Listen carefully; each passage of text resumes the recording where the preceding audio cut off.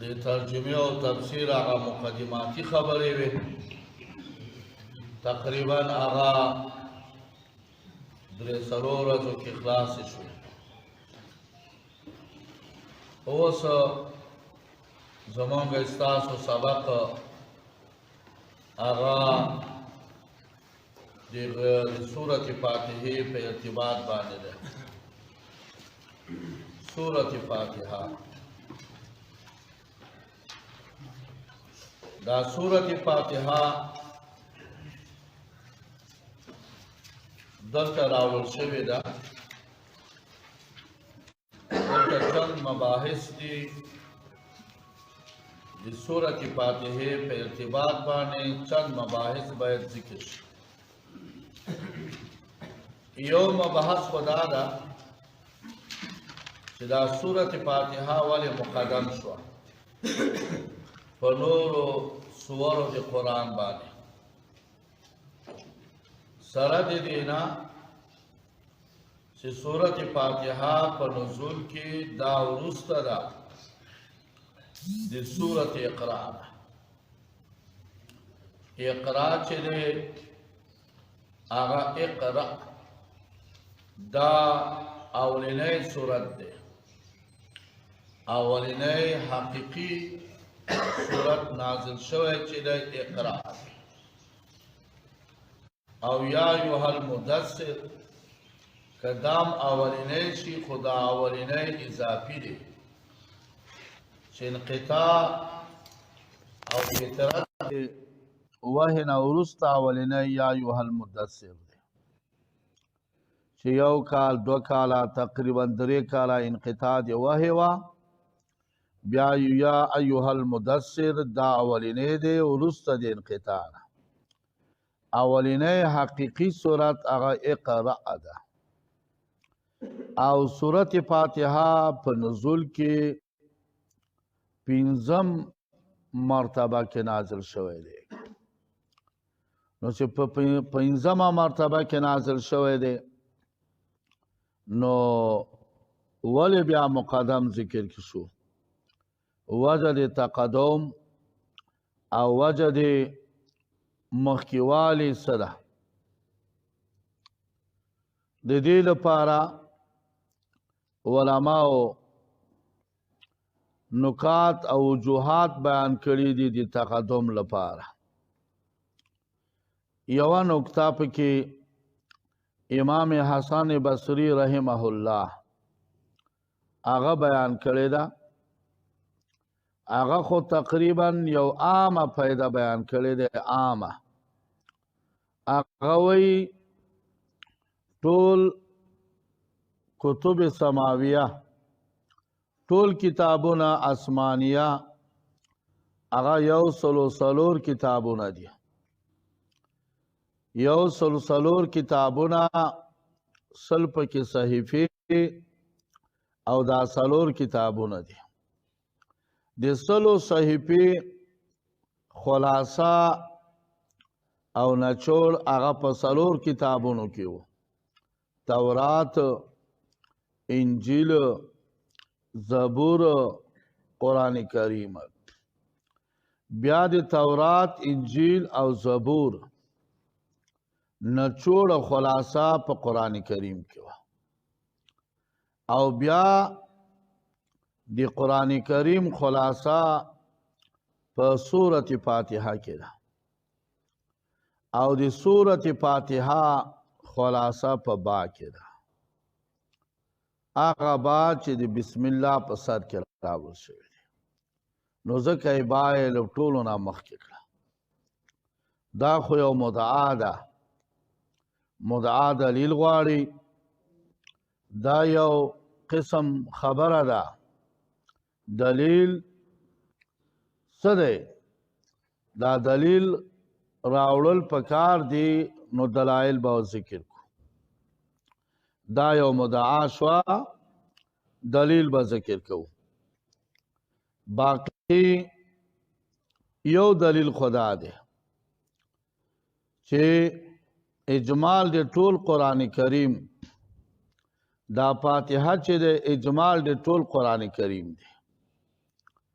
او دا قرآن کریم دی فاتحه لپاره تفصیل له دا فاتحه اجمال له ما بقیه قرآن کریم تفصیل له قانون و قاعده دا دی چې اجمال مقدم په تفصیل باندې نو ځکه فاتحه مقدم کړه په ټول قرآن کریم باندې لکه متن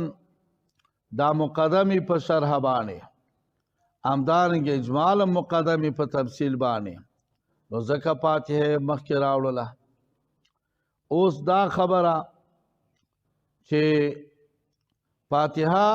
د ټول قرآن کریم اجمال له او ما بقیه قرآن کریم تفصیل له په د باندې مد دلیلو څه دلیل له دلیل راته پیش مد دلیلو په د باندې څه دلیل له نو د لپاره دلیل اول دا دی لکه چې الله تعالی دلته بیان کوي چې یو آیات کریمه کې بیان کوي هغه بیان دا دی ولقد آتیناک سبعا من المثانی موږ تا ته درکړی و آیاتونه د مثانی نه والقرآن العظیم او تا ته هم درکړی قرآن العظیم نو معلوم شو سبع مثانی نه مراد فاتحه ده یعنی تا ته هم درکړی جنابه و آیاتونه او من المثانی د مثانی نه دا و آیاتونه مثانی هغه فاتحه شوه دا اجمال شو والقرآن العظیم دا تفصیل شو نو هغه اجمال مقدم دی په تفصیل باندې نو ځکه د ټول قرآن کریم اجمال په فاتحه کې راغی ټول د قرآن کریم اجمال په فاتحه کې راغی ځکه فاتحه سبع من المثانی باندې ذکر کړه او وو عاطفه ذکر کړه او د وروسته ذکر کړه او معطوف قانون داله چې د معطوف علیه سره مغایرت ولري نو سبع من المثانی دا به مغایر وي د قرآن العظیم سره مغایرت به پس کې وي په اجمال او تفصیل کې وي نو سبع من المثانی اجمال شو فاتحه شو او قرآن العظیم تفصیل شو نو دلتا نو ځکه فاتحه مقدمه کړه چې د ټول قرآن کریم اجمال په فاتحه کې موجود دی سبعا و آیاتونه دي من المثانی هغه و آیاتونه چې هغه کې ثنا تعریف ذکر کیږي ځکه چې الله تعالی ثنا او تعریف ذکر کیږي الحمدلله رب العالمین الرحمن الرحیم دا ثنا ده یا ثنا معنا دا طلب مثانی دا مطلب چې مکرر ذکر کیږي په قرآن کې په هغه کې په مانځه کې مکرر ذکر کیږي و آیاتونه چې ثنا او تعریف په کې ذکر کیږي دی الله یا و آیاتونه چې هغه مکرر په مانځه کې ذکر کیږي لدی آیات نه معلوم شو چې فاتحه اجمال له قرآن کریم تفصیل له قانون دار چې اجمال مقدمه په تفصیل نو ځکه فاتحه مقدمه کړه په قرآن کریم باندې اگر کې د نزول هغه پنځمه مرتبه کې دی نزول په پنځمه مرتبه کې دی خو بیا مقدم دا خبره هم وشوه دویم جواب چې قرآن کریم دا تفصیل له سورت فاتحه اجمال له پنځم جواب دویم جواب قرآن کریم اجمال له قرآن کریم تفصیل له سورت فاتحه اجمال له اجمال مقدمی په تفصیل باندې دویم جواب یا دویم دلیل او دغه دلیل د حضرت علی کرم الله وجهه او امام ربانی نا را نقل شوی دی هغه دا دی ټول قرآن کریم په فاتحه کې موجود دی. د قرآن کریم چې څه مقاصد دي دا په فاتحه کې دي، او د فاتحې څه مقاصد دي دا په با کې دي. په هغه با کې چې هغه په بسم الله الرحمن الرحیم کې دي. نو د ټول قرآن کریم واسطه کټ کوي، د ټول قرآن کریم خلاصه په با کې ده، او ځکه با په ټولو مقدمه دی. بسم الله الرحمن الرحیم ټول قرآن کریم په یو ټکي کې خلاصه دی، چې هغه با دی د 11 حروف اجاره څخه یو حرف هغه د حرف جاره دی. دا خو یو مدعا دی چې ټول قرآن کریم فاتحه کې ده، او ټول فاتحه په بسم الله الرحمن الرحیم کې ده، او ټول بسم الله الرحیم خلاصه په با کې ده. دا خو یو مدعا دی. مدعا دلیل غواړي، دلیل باید ذکر شي او سړی تسلیت او اطمینان راشي. هغه دا دی چې قرآن کریم لپاره 4 مضامین 4 مقاصد دا اجمالی شته. 4 مقاصد دي. قرآن کریم غټ مقاصد 4 دي. خالقیت، بیان د خالقیت، بیان د تربیت، بیان د برکت، بیان د قیامت.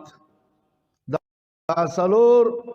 شیان په قرآن کریم کې ذکر کیږي. خالق یوازې الله دی، همدارنګه تربیت والا یوازې الله دی، همدارنګه برکت اچول والا یوازې الله دی، قیام دی قیامت و پورته کول دی قیامت، موجودیت دی قیامت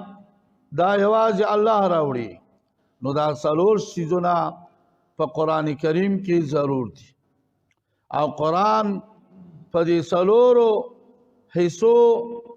مرتب دی. د قرآن دا ټول سورتونه چې راواخلې نو دا 4 قسمه باندې تقسیمیږي. د قرآن د سورت فاتحه نه ما سوا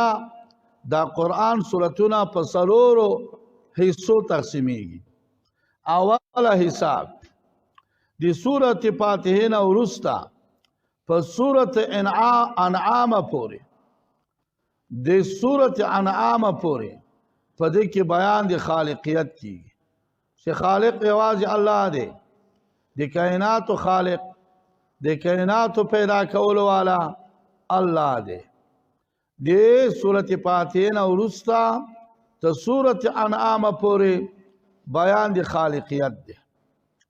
او بیا د سورت انعام نه ته سورت کهف پورې. سورت کهف دلته بیان د تربیت دی، چې تربیت والا کاغه تربیت جسمانی دی، کاغه تربیت روحانی دی، دا یوازې الله کوي. او د سورت کهف نه ته سورت سبا پورې دلته بیان دی برکت دی، چې برکت والا اچول والا برکت هغه الله دی. او د سورت سبا نه تر آخر قرآن پورې په دې کې بیان دی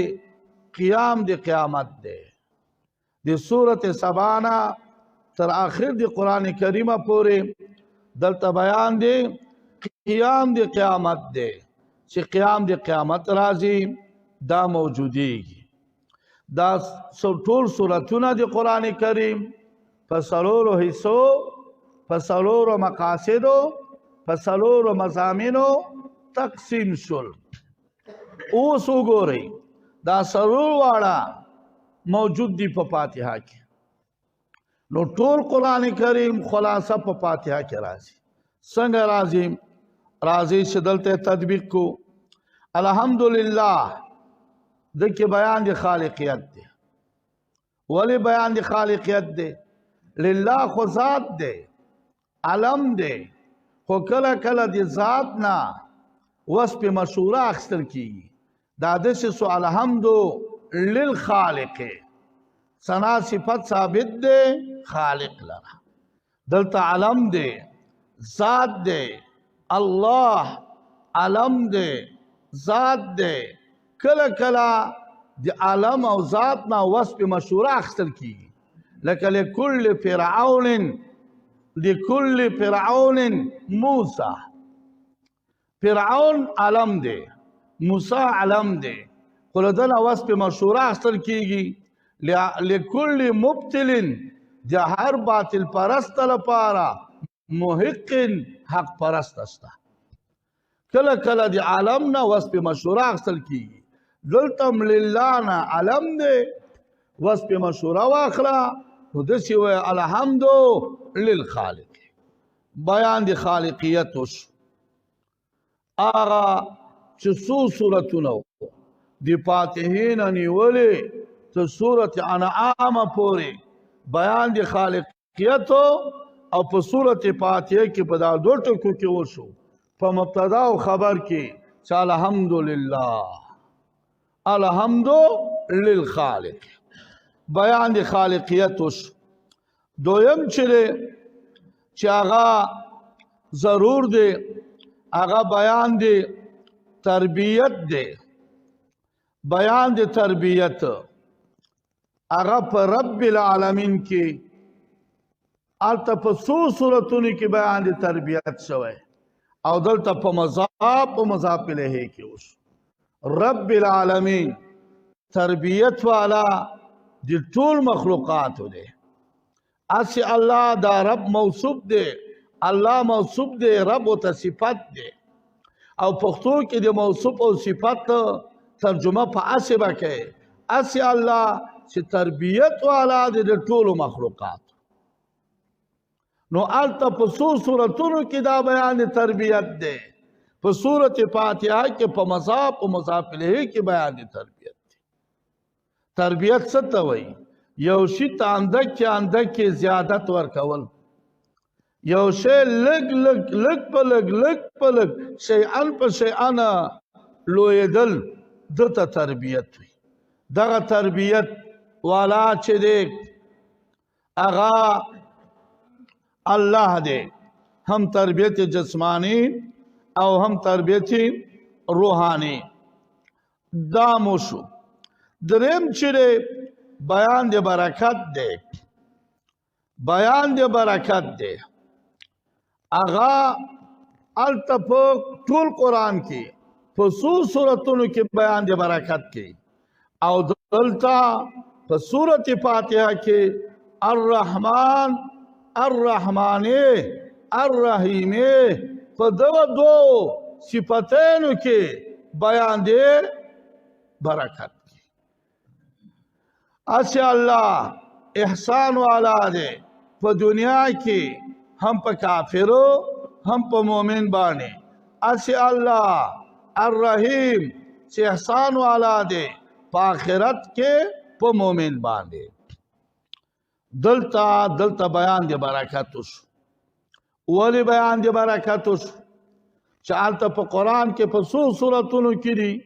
او دلتا پا دو صفتینو کے بیان دی برکت یو کو آغا بیان دی برکت پا دیو شو دا برکت دو قسمه دی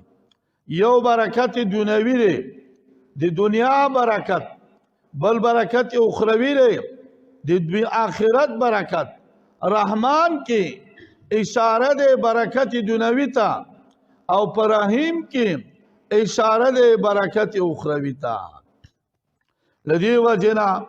مشهور خبره په دعاګانو کې دا ده یا رحمان الدنیا و رحیم الاخره اے رحمان دی دنیا او رحیم دی آخرت نو په دې کې بیان دی برکت حاصل شو پاتې سو څلورم مضمون شاغا دی سورت سبا نیولی تر آخر دی قرآن پوری اغا سلورم مضمون چی دی اغا بیان دی قیامت دی اغا بیان دی قیامت اللہ تعالیٰ پا سورت فاتحہ کے مالک یوم الدین بانے کرے پا دکی دو نسخی دی یو مالک یوم الدین دی یو ملک یوم الدین دی مالک یوم الدین څښتن او واکدار د ورځې د جزا ده او ملک یوم الدین بادشاہ د ورځې د جزا ده او ورځ جزا نه دی مګر ورځ د قیامت دی په دې کې اثبات دی ورځ د قیامت وشو وګورئ په قرآن کریم کې هغه تفصیلی نقشه په سورتونو کې ذکر شوی دی هغه تفصیلی نقشه چې څلور مضامین او مقاصد دي دغه تفصیلی نقشه په سورت فاتحه کې دا نقشه ذکر شوی دی اجمالا نو ټول قرآن کریم په سورت فاتحه کې موجود شو تاسو پیږي سورت فاتحه کې موجود شو او دا بیا ټول فاتحه په تسمیه کې موجودی په بسم الله الرحمن الرحیم کې موجودی څنګه موجودیږي دا یو مدعا دی د مدعا لپاره دلیل پکار دی چې دلیل کې خودل شي هغه دارنګي تاسو ګورئ په د تسمیه په اول جز کې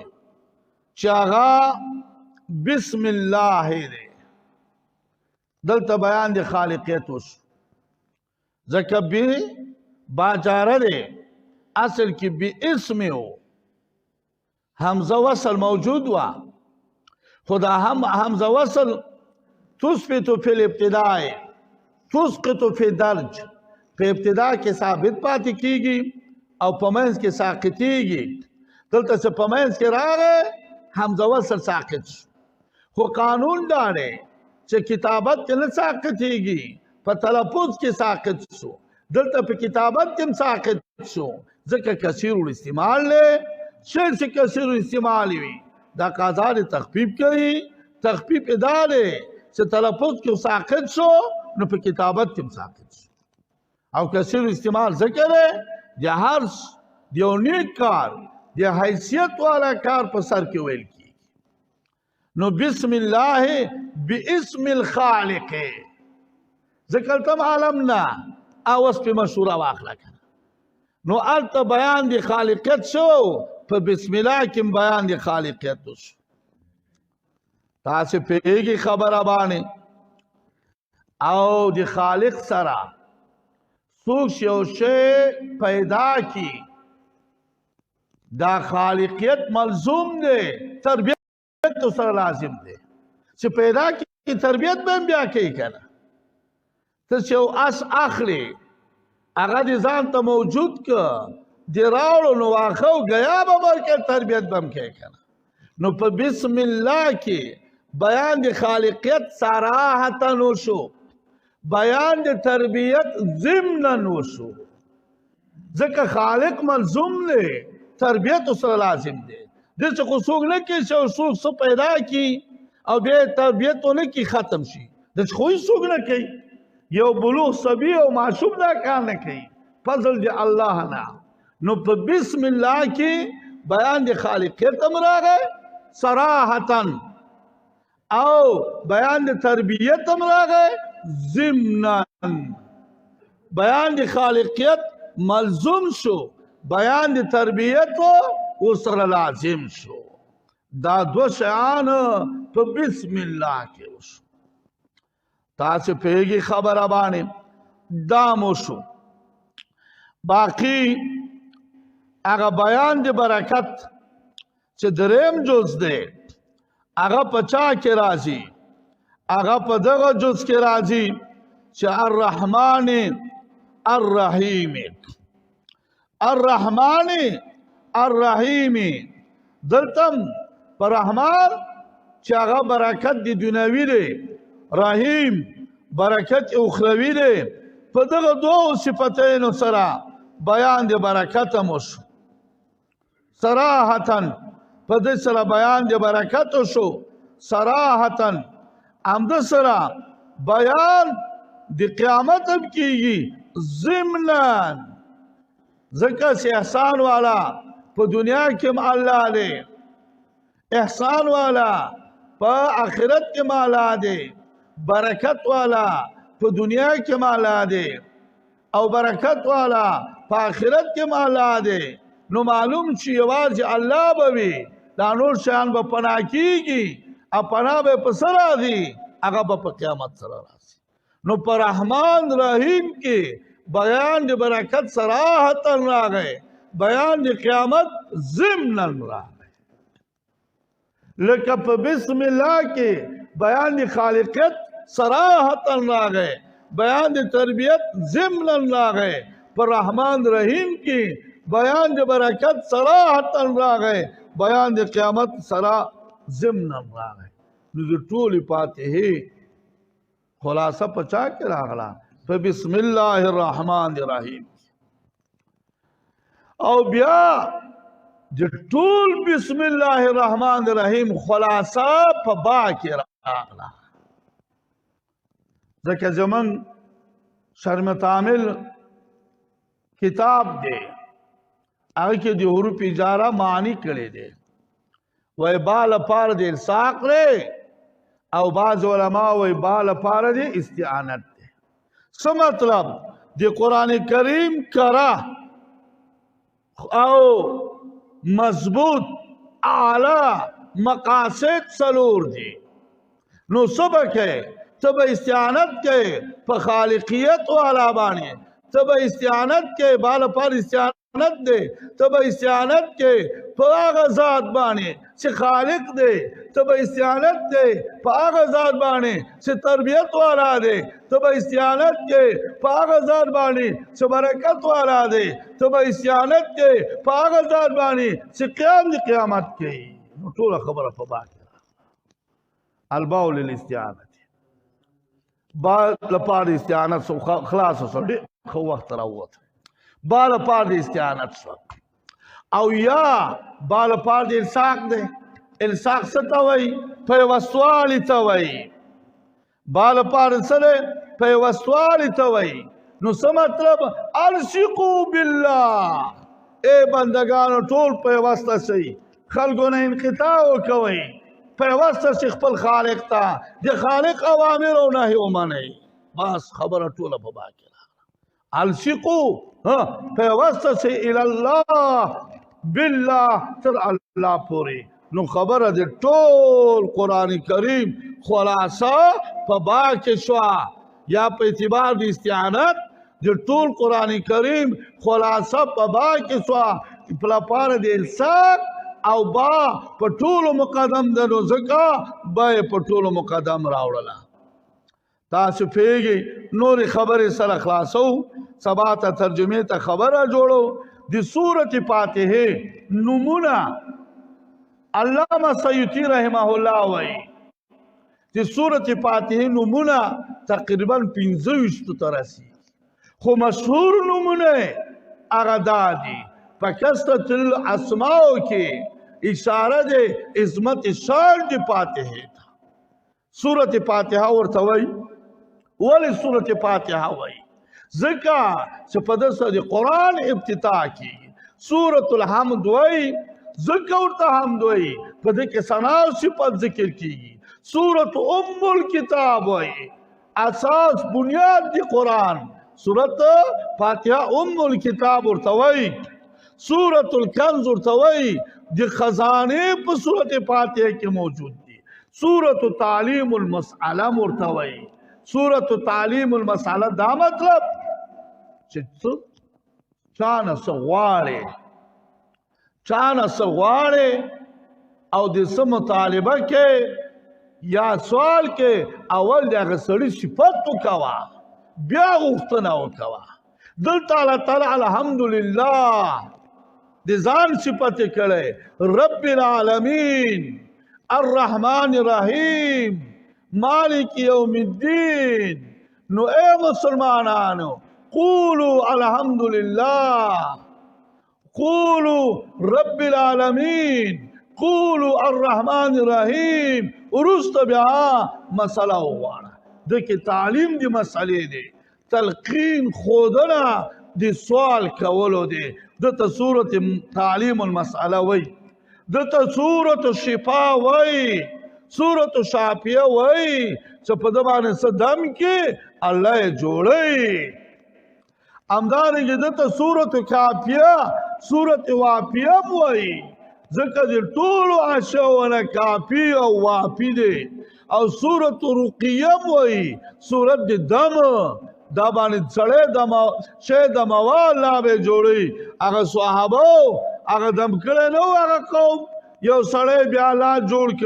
سورۃ دعا هم ورته وای دی دعا طریقې خودل کیږي او سورۃ مناجات هم ورته وای دا تقریبا 14 نمونه دي چې موږ تاسو ذکر کړم اگر چې علامه سیوطی رحمه الله هغه وای چې د 25 شاوخوا نمونه دي کثرت الاسماء دلالت کی په عظمت دی فاتحه باندې د هر چا لپاره خو نمونه زیات نه وي د هغه چا لپاره نمونه زیات وي چې هغه خو څه وي که نه نو سورت فاتحه څه دی نو د دې وجه نه نمونه زیات دي دا هغه خلاصه ما هغه چې مخکې مو وویل چې دا خپل سبق هم د قضایي نه بچ کړل نو له دې وجه نور به انشاءالله خپل سبق بیا وایو او درود شریف یو لنډه دعا به وکړو یا الله تعالی زموږ د قرآن سره مینه پیدا کړي د قرآن په معنیو باندې موږ فهم او زمونږ زده کړه راولي د قرآن سره مینه محبت راولي قرآن زمونږ د ژوند هغه تګلاره وګرځي او قرآن زمونږ د نظام تګلاره وګرځي د قرآن نظام قانون په افغانستان په ټوله نړۍ کې نافذ کړي یا الله د قرآن موافقین او عاملین مددگار شي د قرآن مخالفین او د قرآن نه مخالفین د هغې تذلیل او ناو او خذلانو کې دنیا و آخرت هم ښایسته کې مشکلات هم حل کې مقاصد شرعیه هم پوره کې بلیات و مصایب و د فتن و د شرورو د شرپسند و خلکو نه همدارنګه د امراضو همدارنګه د نورو د بد اشیاو نه په خپل حفظ امان کې وساتي دا نظام ته یا الله په محض نصرت راغلی بقام په محض نصرت وکړي خلل و زلل نه وساتي څوک چې تخریبوي دا نظام یا الله کې هدایت چانس هدایت وکړي کله نیست و نابودي کې دا نعمت العظما دی دې بې قدري ناشکرونه موږ وساتي یا الله تعالی دې بې قدري ناشکرونه وساتي مشران صالحان کې استقامت په دین نصیب کې اتفاق باندې ولري بې اتفاق نه وساتي یا الله دې بې اتفاق نه وساتي یا الله دا نعمت دی آزادي او د استقلال دې په من کړي یو بل نعمت هم راولي چې د اقتصادي مشکلات هم حل کې د افغانستان ګل گلزار راته وګرځي د کافرانو د خبرو نه مو ساتي د کافرانو مباحثې نه مو ساتي د کافرانو د احتیاج نه مو ساتي د خزانو غیب نه په موږ ورحمېږي د ځمکو اسمان برکتونه په موږ نازل کړي چې کله مرو په دې کلمه مرګ نصیب وګرځي چې لا اله الا الله محمد